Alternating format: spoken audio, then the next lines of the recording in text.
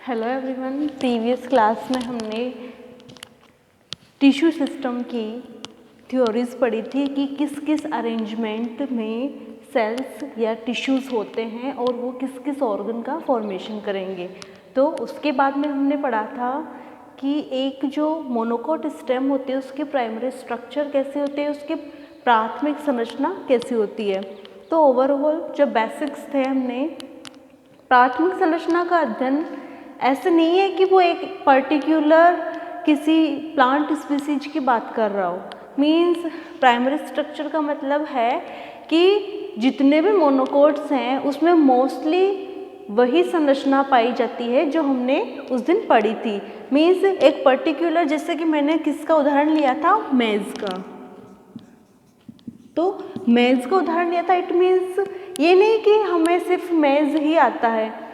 Monocot में जैसे कि वीट आ जाए, ठीक है, तो हम उसकी प्राइमरी स्ट्रक्चर आपको अगर वीट में पूछ ले तो जो मेज में था लगभग वही आता है, और मैंने जो डिफरेंस था एक दो जगह वो डिफरेंस मैंने बता दिया था। तो एक जो आइडल स्ट्रक्चर होती है उस आइडल स्ट्रक्चर को मैंने मोनोकोट स्टेम के स्ट्रक्चर में बता दिया था, ठीक है। अब पढ़ते हैं डाइकोट।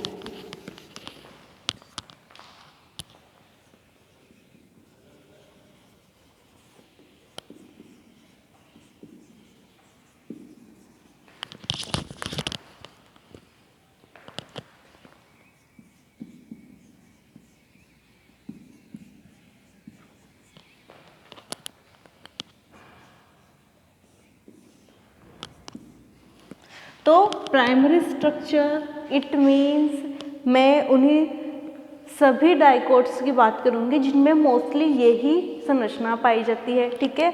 तो किसी भी द्विबीजपत्री या डाइकोट स्टेम की स्टडी करने के लिए मैं या तो हेलियंथस का मीन्स सनफ्लावर या फिर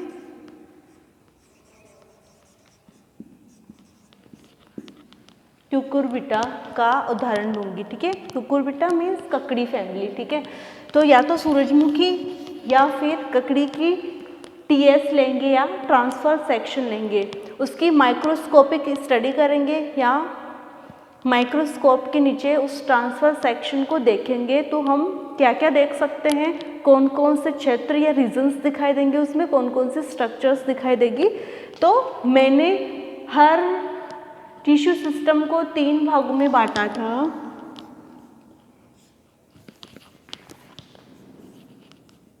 ETS,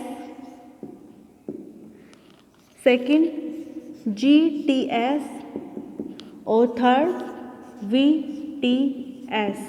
तो मैंने हर प्लांट के टिश्यू सिस्टम को 3 भागों में डिवाइड किया था, epidermal tissue system, ground tissue system और वास्कुलर टिश्यू सिस्टम।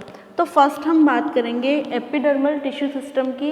तो जब डाइकोट स्टेम की टीएस को हम माइक्रोस्कोप के नीचे रखते हैं तो हमें निम्न संरचनाएं या लेयर्स देखने को मिलती है।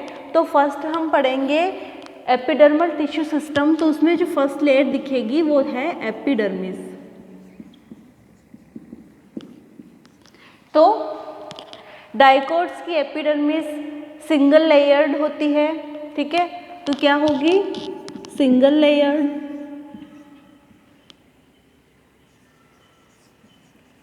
एक परती होती है। उसके अलावा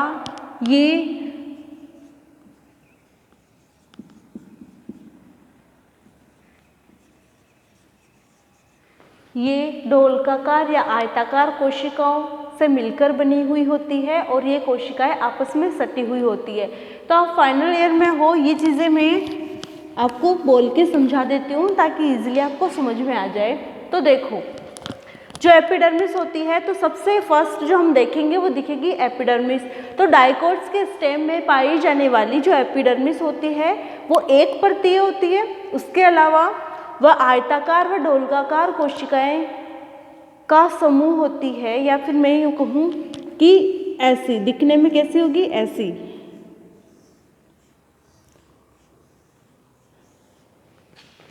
तो डाइकोट्स के स्टेम में पाई जाने वाली एपिडर्मिस एक परतीय होती है, वह डोलकाकार या आयताकार कोशिकाओं से मिलकर बनी हुई होती है। ये कोशिकाएं आपस में सटी हुई पाई जाती है, अर्थात इनमें अंतराकोशिकीय अवकाश या इंटरसेलुलर स्पेस एब्सेंट होते हैं। कुछ डाइकोट्स में इन एपिडर्मल सेल्स के बाहर क्यूटीन का जमाव होता है और ये क्यूटीन क्यूटिकल का निर्माण करती है, इसलिए कुछ हद तक डाइकोट्स के स्टेम फोटोसिंथेसिस का कार्य भी करते हैं। ठीक है। हेलियंथस या सूरजमुखी का जो स्टेम होता है वो सिलेंड्रिकल होता है, तो इसकी जो भित्ति होगी वो भी सिलेंड्रिकल होगी। ठीक है। और क्यूकुरबिटा का जो स्टेम होता है वो तरंगित होता है, मीन्स ऐसा, तो उसके एपिडर्मिस भी तरंगित होगी। तो क्या क्या पॉइंट आ गए कि जो बाहर की एपिडर्मिस होती है वो एक परतीय होगी, डोलकाकार और आयताकार कोशिकाओं से मिलकर बनी हुई होती है, ये सबसे ऊपरी परत होती है। इसके अलावा इनमें पास पास कोशिकाएं सटी हुई होने के कारण इनमें इंटरसेलुलर स्पेस एब्सेंट होते हैं। उसके अलावा कुछ डाइकोट्स में इनकी एपिडर्मिस के बाहर क्यूटिकल का जमाव होता है। ठीक है, या क्यूटीन युक्त पदार्थ का जमाव होता है जो क्यूटिकल का फॉर्मेशन करता है, जिसको रक्षीय आवरण प्रदान करता है, मीन्स इसको सुरक्षात्मक आवरण प्रदान करता है। उसके अलावा कुछ जो डाइकोट्स होते हैं उन डाइकोट्स में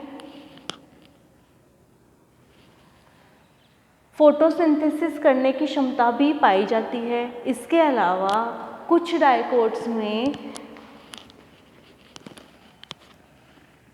किडनी शेप में स्टोमेटा भी पाए जाते हैं। तो और क्या क्या इंपॉर्टेंट पॉइंट हुए कि क्यूटीन युक्त पदार्थ का जमाव होता है इनके एपिडर्मिस के बाहर, और इनकी जो एपिडर्मिस होती है उन एपिडर्मिस में किडनी शेप्ड स्टोमेटा पाए जाते हैं। ठीक है, कौन से? Kidney shaped. स्टोमेटा मोनोकोट्स में है तो डंबल शेप में होंगे, और डाइकोट्स में है तो किडनी शेप में होंगे। तो इनमें इनके एपिडर्मिस के अंदर किडनी शेप में स्टोमेटा पाए जाते हैं। तो ये तो हुई इसके एपिडर्मिस की बात। ठीक है, सेकंड जो हम पढ़ेंगे वो पढ़ेंगे ग्राउंड टिश्यू सिस्टम में, मीन्स इसके हाइपोडर्मिस की बात। तो फर्स्ट में क्या पढ़ा? एपिडर्मिस क्या होगी? यूनिलेयर्ड, इंटरसेलुलर स्पेस एब्सेंट, और उसके अलावा आयताकार या डोलकाकार कोशिकाएं होंगी, उनमें क्यूटिकल का जमाव होगा या उनके बाहर क्यूटिकल का जमाव होगा, ये सबसे बाहरी परत होती है। और उसके अलावा इनमें स्टोमेटा भी पाए जाते हैं जो ट्रांसपिरेशन में या वाष्पोत्सर्जन में हेल्प करते हैं, और ये जो स्टोमेटा होते हैं वो किडनी शेप में होते हैं। सूरजमुखी का स्टेम बेलनाकार होता है और क्यूकुरबिट का तरंगित होता है या वेवी होता है। फिर हम सेकंड पढ़ेंगे हाइपोडर्मिस। तो हाइपोडर्मिस एपिडर्मिस के जस्ट नीचे पाई जाती है। तो हम इसको अगर डायग्राम से देखें तो ये देखो आप,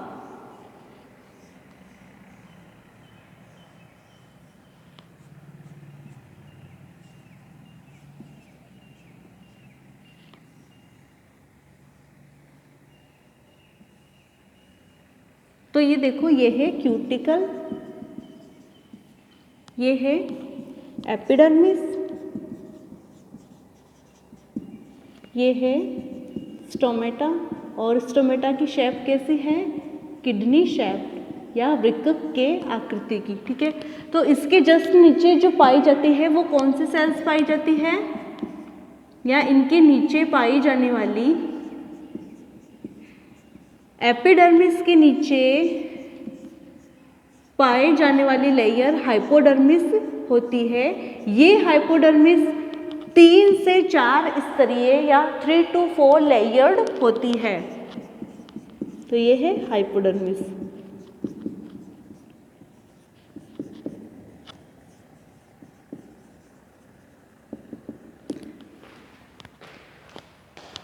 तो हाइपोडर्मिस एपिडर्मिस के जस्ट या ठीक नीचे पाई जाने वाली लेयर हाइपोडर्मिस लेयर होती है। इस हाइपोडर्मिस की प्रत्येक सेल पैरेन्काइमेटस होती है, मृदुतक होती है, ठीक है। उसके अलावा इन सेल्स के बीच में कभी कभी इंट्रासेलुलर स्पेस उपस्थित होते हैं और ये जो हाइपोडर्मिस होती है ये हाइपोडर्मिस मिडिल पार्ट का निर्माण करने में हेल्पफुल होती है। अब देखो ये जो हाइपोडर्मिस होती है ये 3 से 4 परतीय हो सकती है। तो जो डाइकोट्स होते हैं उन डाइकोट्स में कॉर्टेक्स को हम या ग्राउंड टिश्यूज़ को हम कई भागों में डिवाइड कर सकते हैं। जो मोस्टली भाग है वो कौन कौन से हैं, देखो हाइपोडर्मिस, फिर आता है मिडिल कॉर्टेक्स, फिर आता है पिथ, ठीक है। तो मैंने बताया था ग्राउंड टिश्यू सिस्टम क्या होगा कि हाइपोडर्मिस से लेकर पिथ तक का जो भाग होगा वो क्या होगा, ग्राउंड टिश्यू सिस्टम के अंतर्गत आता है। जो मोनोकोट्स होते हैं उनमें ग्राउंड टिश्यूज डिफ्रेंशिएट या विभेदित नहीं होते हैं, जबकि मोनोकोट्स में ये जो ग्राउंड टिश्यूज होते हैं वो डिफ्रेंशिएट होते हैं, ठीक है। तो ये क्या किस किस भागों में विभक्त हो सकते हैं वो देखो, मिडिल कॉर्टेक्स, एंडोडर्मिस, पिथ, ठीक है। ये डिफरेंट टाइप्स में डिवाइड हो सकते हैं या भागों में विभेदित हो सकते हैं। तो सबसे पहले हम बात करते हैं हाइपोडर्मिस। तो हाइपोडर्मिस एपिडर्मिस के जस्ट या ठीक नीचे पाई जाती है या 3 से 4 परतीय होती है। इनमें अंतराकोशिकीय अवकाश उपस्थित भी हो सकते हैं और नहीं भी हो सकते हैं। डाइकोट्स में पाई जाने वाली या द्विबीजपत्रियों में पाई जाने वाली कॉर्टेक्स को हम 3 भागों में डिवाइड कर सकते हैं, हाइपोडर्मिस, मिडिल कॉर्टेक्स और पिथ या एंडोडर्मिस, ठीक है। तो जो मिडिल कॉर्टेक्स होती है वो हाइपोडर्मिस के ठीक नीचे पाई जाने वाली सेल्स होती है। ये सेल्स भी पैरेन्काइमेटस या स्क्लेरेन्काइमेटस हो सकती है। इन जो सेल्स होती है ये सेल्स कुछ पदार्थों का स्रवण कर सकती है या इनमें साइजोजीनस कैविटीज़ पाई जा सकती है, ठीक है। साइजोजीनस कैविटीज़ जो विशेष प्रकार के केमिकल्स का या विशेष प्रकार के सीक्रेशन को स्टोर रखने का कार्य करती है। तो कुछ हाइपोडर्मिस की सेल्स या मिडिल कॉर्टेक्स की सेल्स अपने चारों ओर की सेल्स को नष्ट कर लेगी, खुद भी नष्ट हो जाएगी और पास वाले सेल्स को भी नष्ट करके वो स्टोरेज का कार्य करने लग जाती है। तो जो मिडिल कॉर्टेक्स होता है वो हाइपोडर्मिस के जस्ट या ठीक नीचे पाई जाती है। इनकी सेल्स किस प्रकार की होगी, या तो स्क्लेरेन्काइमेटस होगी या पैरेन्काइमेटस होगी या दोनों ही प्रकार की होती है। इन जो मिडिल कॉर्टेक्स की सेल्स होती है इन मिडिल कॉर्टेक्स की सेल्स में कभी कभार क्लोरोफिल भी पाया जाता है, जिसके कारण ये फोटोसिंथेसिस या प्रकाश संश्लेषण की प्रक्रिया भी करते हैं, ठीक है। उसके अलावा कुछ सेल्स संचय का या स्टोरेज का कार्य भी करती है, ठीक है। जो मिडिल कॉर्टेक्स की सेल्स है उनमें कभी कभी साइजोजीनस कैविटीज़ भी पाई जाती हैं जो विशेष प्रकार के सीक्रेशन को स्टोर करने का कार्य करती है, ठीक है।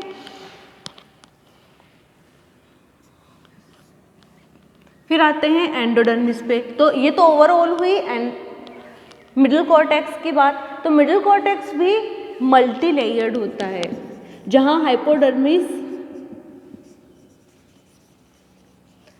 3 to 4 लेयर्ड थी, वहाँ पे मिडिल कॉर्टेक्स भी मल्टी लेयर्ड होती है और इसके मेन पॉइंट मैंने आपको बता दिए। फिर हम बात करते हैं एंडोडर्मिस की। तो मिडिल कॉर्टेक्स के ठीक नीचे क्या पाई जाती है, एंडोडर्मिस। और ये जो एंडोडर्मिस पाई जाती है इस एंडोडर्मिस की सेल्स या ये यूनिलेयर्ड होती है, ठीक है। तो एंडोडर्मिस में या जो एंडोडर्मिस की परत होती है वो एक परतीय या सिंगल लेयर्ड होती है। इनकी सेल्स के बीच में अंतराकोशिकीय अवकाश पाए भी जा सकते हैं और नहीं भी पाए जा सकते हैं। इनकी जो सेल्स होती है उनमें कैस्पेरियन स्ट्रिप्स या कैस्पेरियन बैंड्स अनुपस्थित होते हैं। ठीक है, जो एंडोडर्मिस की सेल्स होती है स्टेम में, किसके, डाइकोट्स के स्टेम में, तो डाइकोट्स के स्टेम में जो एंडोडर्मिस की सेल्स होती हैं उन एंडोडर्मिस की सेल्स में कैस्पेरियन स्ट्रिप्स या बैंड्स अनुपस्थित होते हैं। इनके स्थान पे इनमें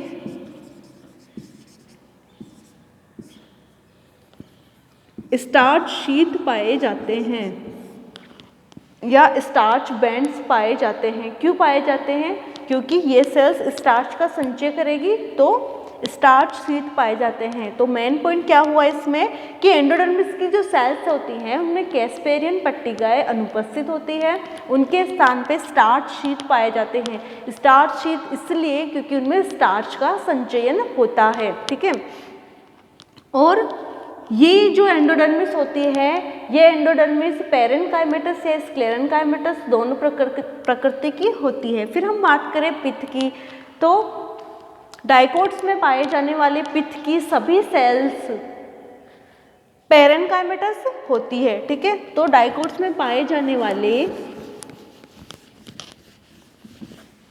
पित्त की सभी सेल्स पैरेनकाइमेटस होती है और इन पैरेनकाइमेटस सेल्स में भी क्लोरोफिल पाया जाता है जो कभी कभार फोटोसिंथेसिस में योगदान करता है। ठीक है, और ये जो पैरेनकाइमेटस सेल्स होती है इन पैरेनकाइमेटस सेल्स के अंदर वेस्कुलर बंडल्स पाए जाते हैं। तो नेक्स्ट हम पढ़ते हैं वीटीएस या वेस्कुलर टिश्यू सिस्टम। तो इसके वेस्कुलर टिश्यू सिस्टम की अगर हम बात करें, जो डाइकोट्स के जो वेस्कुलर सिस्टम होता है उन वेस्कुलर सिस्टम में जो वेस्कुलर बंडल्स होते हैं उन वेस्कुलर बंडल्स के चारों ओर स्क्लेरेनकाइमेटस सेल्स का आवरण होता है जिन्हें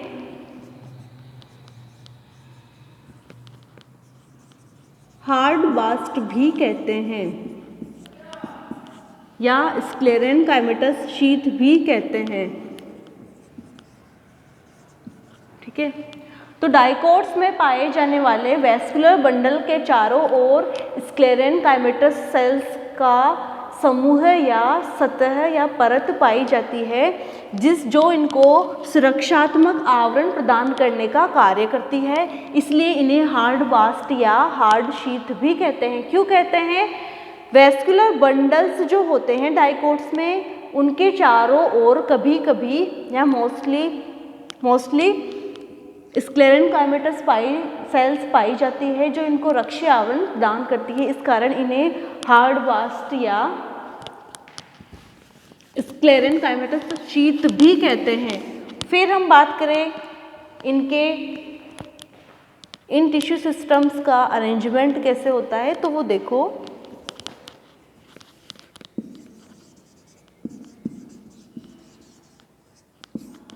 सनफ्लावर में तो कैसा होगा, कोलेट्रल और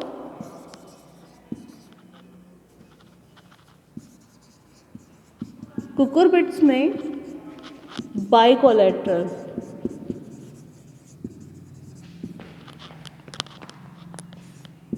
ओपन और एंडार्च। ठीक है, तो अगर मैं पित्त में कुछ पॉइंट्स रह गए थे कि जो हेलियंथस का पित्त होता है वो होलो पित्त होता है और जो कुकुरबिट्स का जो पित्त होता है वो पैरेनकाइमेटस सेल्स से बना हुआ होता है। और डाइकोट्स में पाए जाने वाले वेस्कुलर टिश्यूज या संवहन उत्तक अरीय क्रम में अरेंज होते हैं। तो हेलियंथस में ये एक रिंग में व्यवस्थित होते हैं जबकि कुकुरबिट्स में ये या कुकुरबिटा में ये दो रिंग में पाए जाते हैं। तो कुकुरबिट्स में ये दो रिंगों में पाए जाते हैं, मीन्स ऐसे दो रिंगों में ये वेस्कुलर बंडल्स पाए जाएंगे। और अगर मैं सनफ्लावर की बात करूं तो सनफ्लावर में ये एक रिंग में ही पाए जाते हैं। और मोनोकोट्स की तरह ही जो परिधि में पाए जाते हैं या मध्य में जो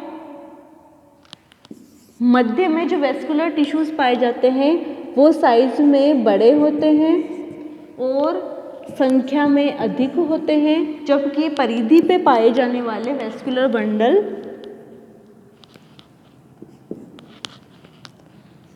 साइज में छोटे होते हैं और नंबर में कम होते हैं। इसको ऐसे क्लियर करो कि कुछ डाइकोट्स में पाए जाने वाले जो वेस्कुलर बंडल्स होते हैं वो एक ही रिंग में पाए जाते हैं, जबकि क्यूकुरबिट्स में वो 2 रिंगों में पाए जाते हैं, जो मैंने बना के बता दिया, ठीक है। और केंद्रक में या सेंटर में पाए जाने वाले वेस्कुलर बंडल साइज में बड़े होते हैं और संख्या में कम होते हैं, जबकि परिधि पे पाए जाने वाले वेस्कुलर बंडल संख्या में अधिक होते हैं और साइज में छोटे होते हैं, ठीक है। उसके अलावा इनमें सनफ्लावर में वेस्कुलर बंडल कोलेटरल टाइप के होते हैं और क्यूकुरबिट्स में बाइकोलेटरल टाइप के होते हैं।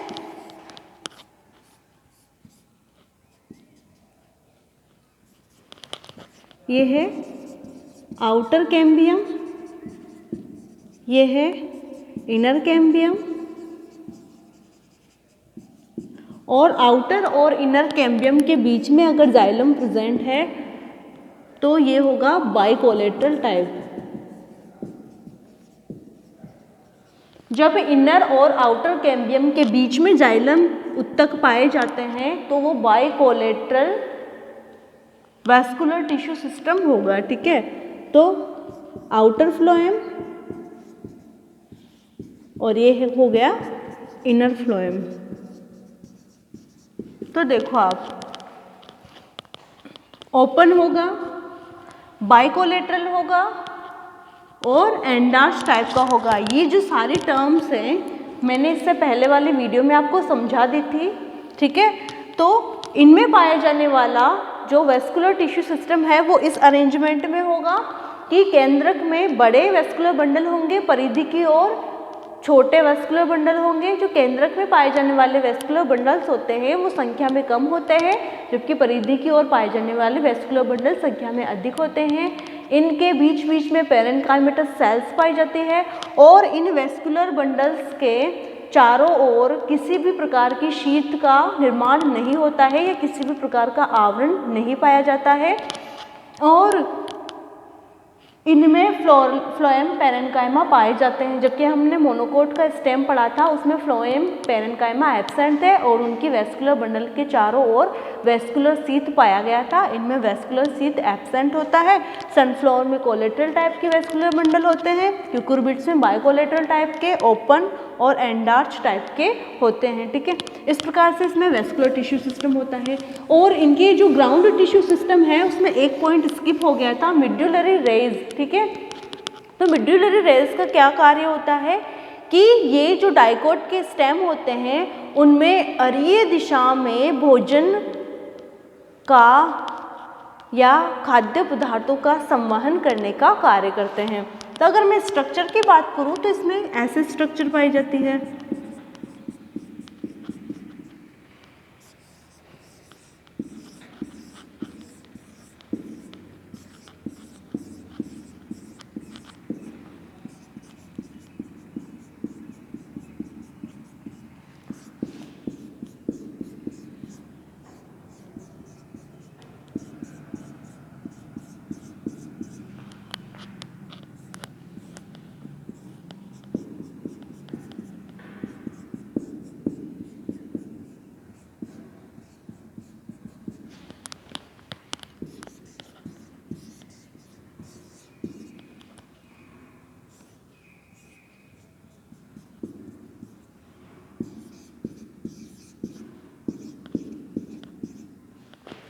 तो इस तरह से इसमें जो डिफरेंट रीजन्स होते हैं उनका अरेंजमेंट होता है। तो हम शुरू से शुरू करते हैं, इसको एक बार रिवाइज कर लेते हैं क्योंकि सिलेबस को थोड़ा धीरे चलाना है अकॉर्डिंग टू यू।